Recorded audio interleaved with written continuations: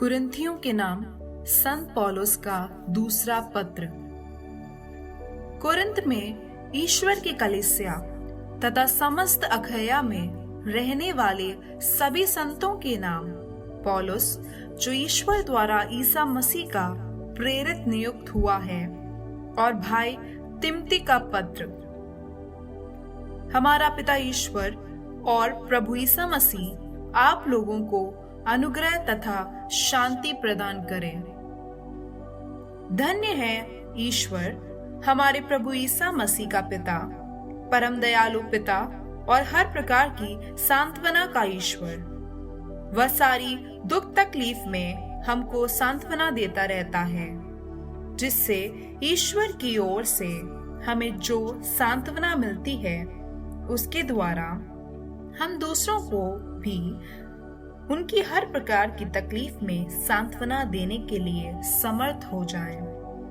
क्योंकि जिस प्रकार हम प्रचुर मात्रा में मसीह के दुख भोग के सहभागी हैं, उसी प्रकार मसीह द्वारा हमको प्रचुर मात्रा में सांत्वना भी मिलती है। यदि हमें दुख भोगना पड़ता है तो आप लोगों की सांत्वना और मुक्ति के लिए, और यदि हमें सांत्वना मिलती है तो इसके लिए कि हम आप लोगों को सांत्वना दे सके, जिससे आप धैर्य के साथ वो दुख सहने में समर्थ हो जिसे हम भोगते हैं।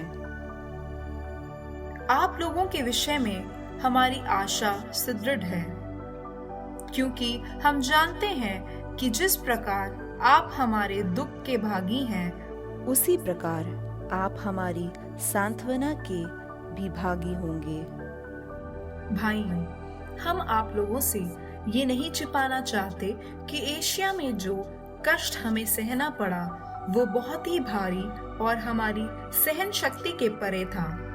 यहाँ तक कि हमने जीवित रहने की आशा भी छोड़ दी थी, और हम यह समझ रहे थे कि हमें प्राण दंड मिल चुका है। ये इसलिए हुआ कि हम अपने पर नहीं बल्कि ईश्वर पर भरोसा रखें, जो मृतकों को पुनर्जीवित करता है। उसने हमें उस महान संकट से बचाया, और वो ऐसा ही करता रहेगा। उस पर हमारी ये आशा आधारित है कि वो भविष्य में भी हमें बचाएगा। आप लोग प्रार्थना द्वारा हमारी सहायता करें। इस प्रकार हमें जो वरदान मिलता है, उसके लिए बहुत से लोग ईश्वर से प्रार्थना भी करेंगे और उसे धन्यवाद भी देंगे। हमें एक बात का गर्व है, हमारा अंतःकरण हमें विश्वास दिलाता है कि हमने मनुष्यों के साथ और विशेषकर आप लोगों के साथ जो व्यवहार किया है, वह संसार की बुद्धिमानी के अनुसार नहीं, बल्कि उस सच्चाई और ईमानदारी के अनुसार था, जो ईश्वर की कृपा का वरदान है। हम आपके नाम जो पत्र लिखते हैं, उनमें ऐसी कोई बात नहीं है जिसे पढ़कर आप नहीं समझ सकते। मुझे आशा है कि आप जो बात अब आशंकित रूप में समझते हैं, उसे बाद में पूर्ण रूप में समझेंगे। और वो बात ये है कि जिस तरह आप प्रभु ईसा के आगमन के दिन हम पर गर्व करेंगे, उसी तरह हम भी आप लोगों पर। मुझे इसका पूरा भरोसा है, इसलिए मैंने आप लोगों को 2 बार आध्यात्मिक लाभ का अवसर देने के विचार से पहले आपके पास आने का निश्चय किया था। मैं आपके यहाँ होकर मकेदोनिया जाना और वहाँ से आपके पास लौटना चाहता था, जिससे आप मेरी यहूदिया यात्रा का प्रबंध करें। मेरा निश्चय यही था, तो क्या मैंने अकारण ही अपना विचार बदल लिया? क्या मैं सांसारिक मनुष्यों की तरह निश्चय करता हूँ? क्या मुझ में कभी हाँ और कभी नहीं जैसी बात है?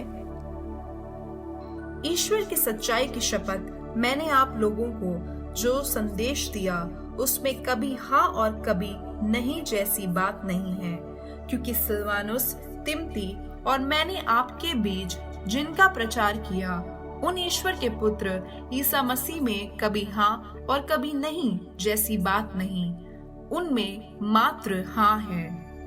उन्हीं में ईश्वर की समस्त प्रतिज्ञाओं की हाँ विद्यमान है। इसलिए हम ईश्वर की महिमा के लिए उन्हीं के द्वारा आमीन कहते हैं। ईश्वर आप लोगों के साथ हमको मसीह में सुदृढ़ बनाए रखता है और उसी ने हमारा अभिषेक किया है। उसी ने हम पर अपनी मुहर लगाई और अग्रिम के रूप में हमारे हृदयों को पवित्र आत्मा प्रदान किया है।